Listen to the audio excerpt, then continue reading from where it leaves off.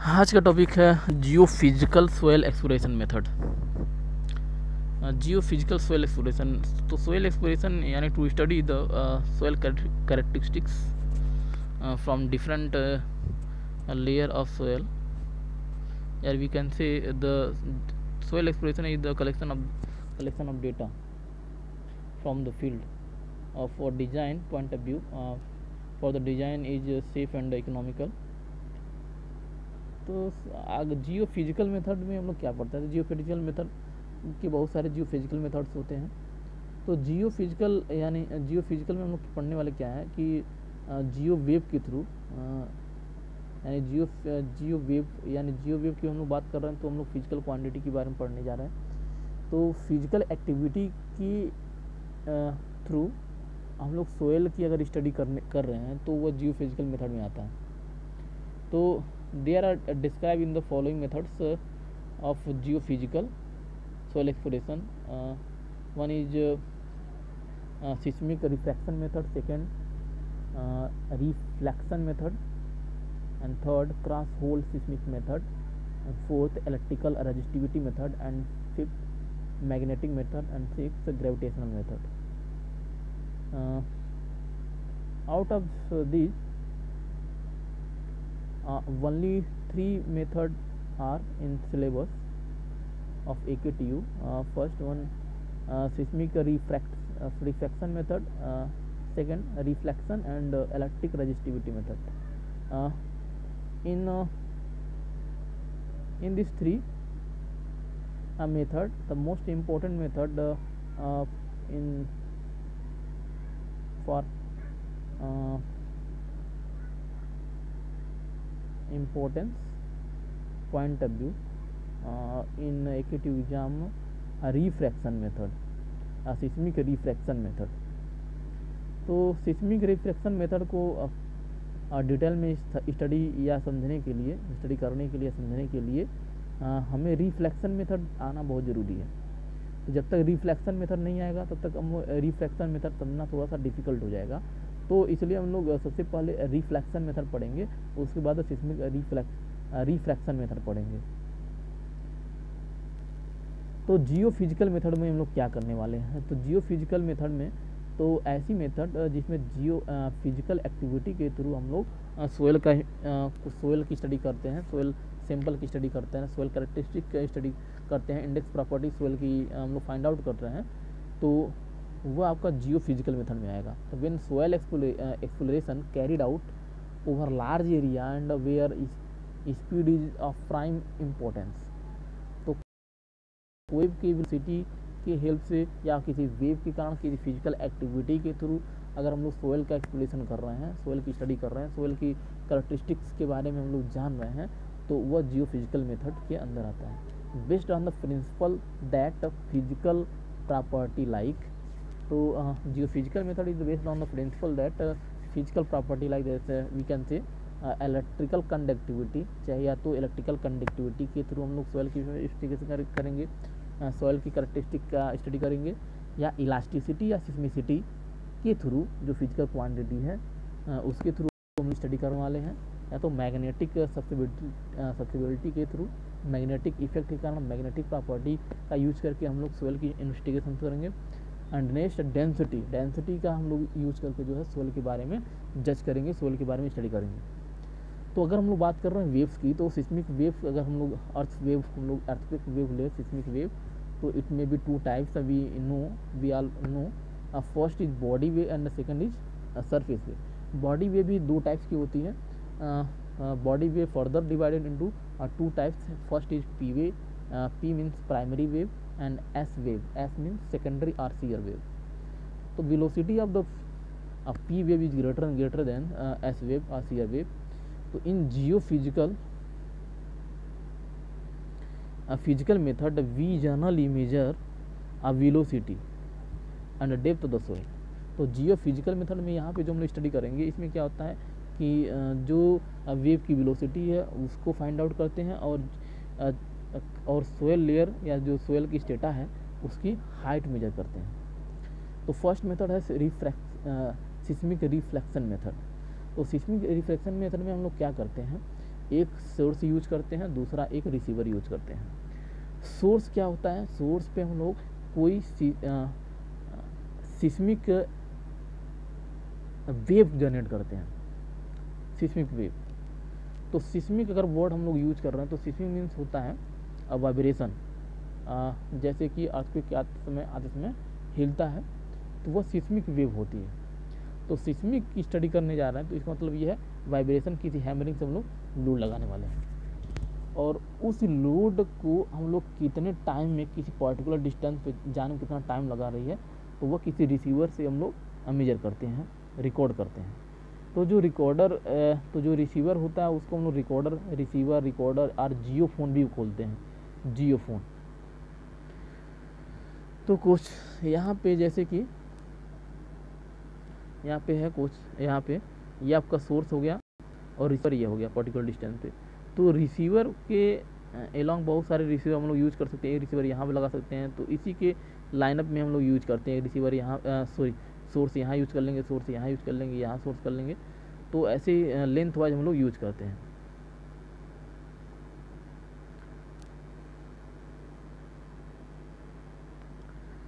तो सोर्स से infinite direction में क्या होगा, अब वेव्स जनरेट होंगी।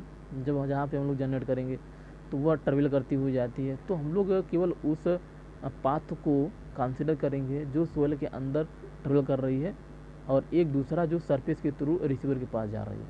केवल इसकी स्टडी करने में ही हम लोग इंटरेस्टेड रहेंगे। यानी सोयल की अगर स्टडी करना है तो सोयल के थ्रू जो एक्टिविटी, जो फिनोमेना हो रही हैं उसके बारे में ही स्टडी करें। तो इनफाइनाइट सोर्स है, एक तो दिखाया गया है सोर्स से क्या इनफाइनाइट नंबर ऑफ वेव्स निकल रही हैं, but we interested only in the towards geophone waves. केवल 2 तरह के वेव्स पे हम लोग फोकस करेंगे।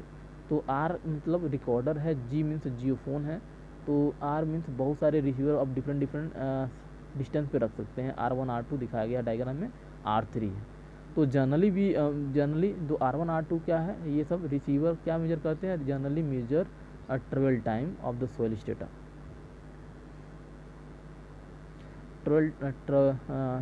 Major time travel by the waves of soil strata. तो इतना समझ में आ गया।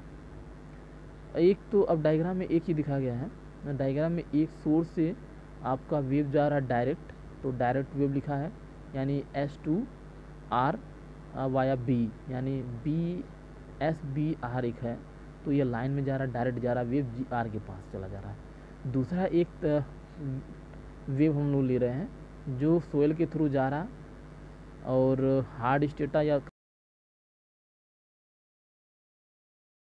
करा रहा है और रिफ्रैक्शन नहीं हो रहा, उसका रिफ्लेक्शन हो रहा है, तो वह फिर उसी मीडियम में फिर रिटर्न हो जाता है और फिर इसको रिसीवर रिकॉर्ड करता है। तो यहाँ पे जैसे कि इस डायग्राम में दो सोयल लेयर, 2 लेयर की स्टेटा दिखाया गया, लेयर 1 और लेयर 2। फर्स्ट लेयर की हम लोग वेलोसिटी मान ले रहे हैं VP और दूसरे लेयर की हम लोग वेलोसिटी मान रहे हैं VP डैश।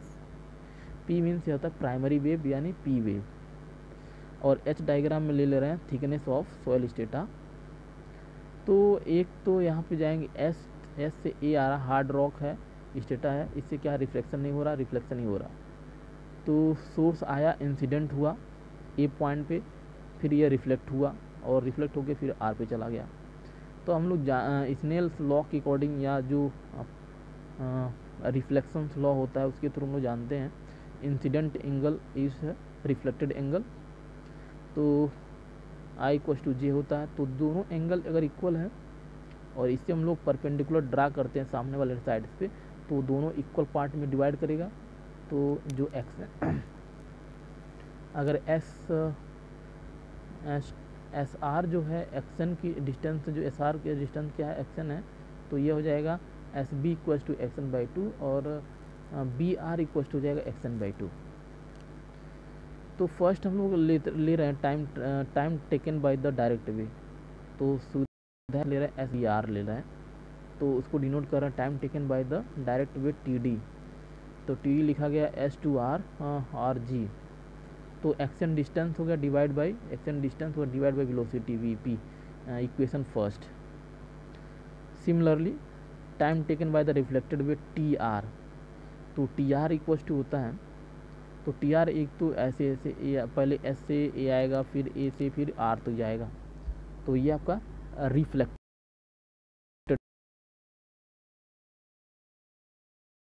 ये तो डिस्टेंस हो गया डिवाइड बाई वी पी। तो पहले लेयर में ही है, पहले लेयर में ही है, यहाँ पे देखेंगे यहाँ से यहाँ चला और फिर इधर चला गया, तो पहले लेयर में ही है। तो सेकेंड वाले के लिए जो वेलोसिटी लेंगे वो भी वी पी ही होगा।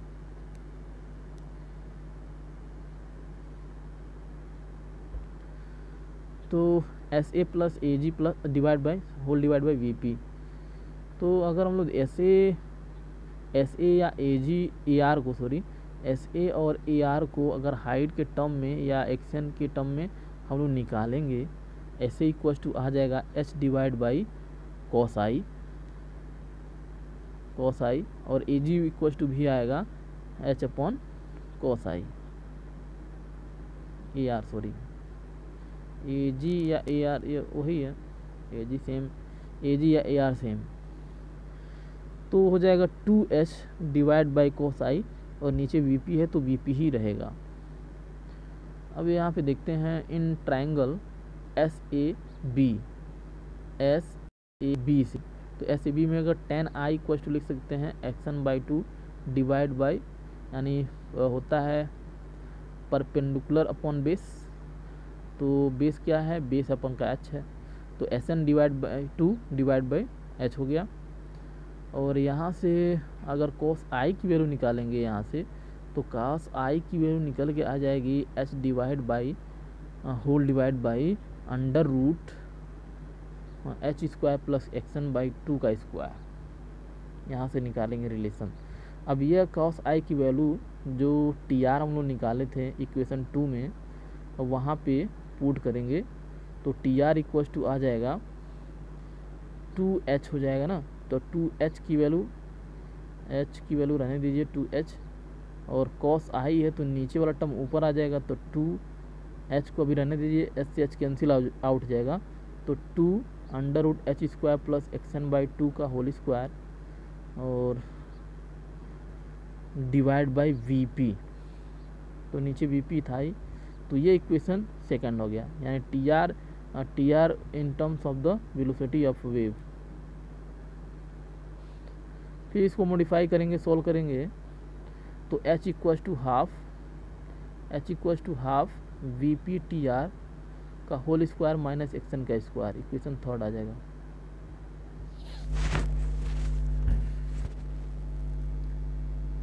If T D equal to T R, दोनों टाइम ट्रेवल अगर सेम है, तो एक्सन इक्वल टू एक्सन जो भी मिलेगा इसको हम लोग बोलते हैं क्रिटिकल डिस्टेंस, एक्सन को बोलेंगे एक्सी बोल देते हैं, एक्सन को हम लोग क्या कहेंगे, एक्सी बोलेंगे, इसको क्रिटिकल डिस्टेंस बोलते हैं। तो टी डी हम लोग निकाले थे एक्सन बाई वी पी, और टी आर इक्वल टू निकाले थे 2 अंडर रूट एच का स्क्वायर प्लस एक्सन बाई 2 का whole square divide by V P, तो वी पी से वी पी कैंसिल आउट हो जाएगा, तो यहाँ से एक्सन का होल स्क्वायर हो जाएगा एच पूरा, तो एक्सन से कट जाएगा, तो यहाँ से H square equal to 0। In seismic reflection method T D not equal to T R, curve on the basis of equation 1 and 2 and a TD and TR and the distance of geophone action. तो TD और TR और action के बीच में हम relation यहाँ देखते हैं। तो TD टाइम एक्शन को हॉरिजॉन्टल एक्सिस पे ड्रॉ करते हैं, और टाइम को हम लोग वाई एक्सिस पे टाइम को डिनोट करते हैं, चाहे TD हो TR। तो पहला जो इक्वेशन है,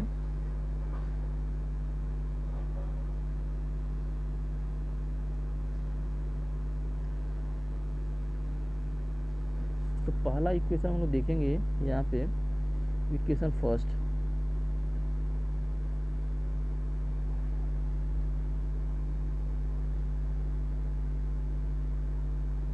तो T D equal to x n, यानी स्लोप 1 बाई वी पी हो जाएगा, और ये ओरिजिन से पास हो रहा है तो स्ट्रेट लाइन, तो डायरेक्ट वेव के लिए स्ट्रेट लाइन हो गया। सेकेंड तो स्टेट कर्व लिखा है और स्लोप क्या हो गया VP1 डिवाइड बाई 1 VP, यह ओरिजिन से पास हो रहा है एट दिस पॉइंट।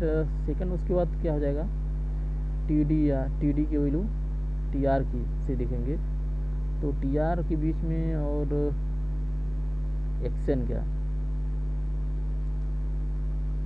काफ़ी क्रिटिकल है और इसमें y equals to parabolic shape में है तो पैराबोला मिलेगा एक तरीक़ा से, तो यह रिफ्लेक्टेड वेव हो गया, तो इस तरह से खींचेगा।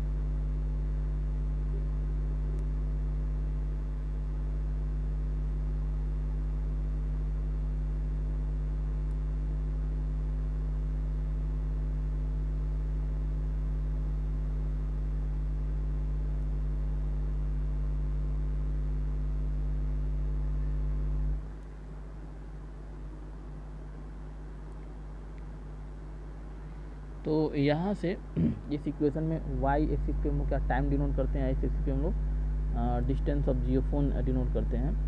तो सेकंड इक्वेशन से हम लोग निकालेंगे, सेकंड इक्वेशन क्या पे है, इससे निकालेंगे तो फिर पैराबोलिक से पाएगा, तो पैराबोलिक के ड्रॉ करेंगे तो जहाँ पे यह टाइम एक्सिस पे कट करेगा तो वहाँ पे TR इक्वल्स टू TD मिल जाएगा।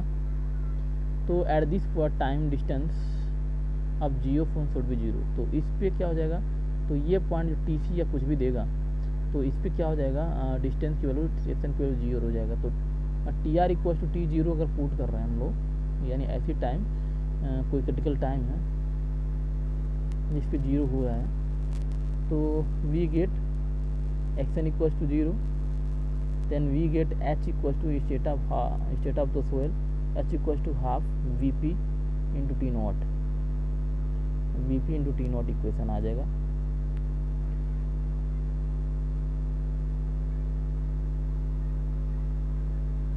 आज के लिए इतना ही, अगले बार देखेंगे हम लोग रिफ्लेक्शन मेथड, नेक्स्ट टाइम हम लोग पढ़ेंगे रिफ्लेक्शन मेथड।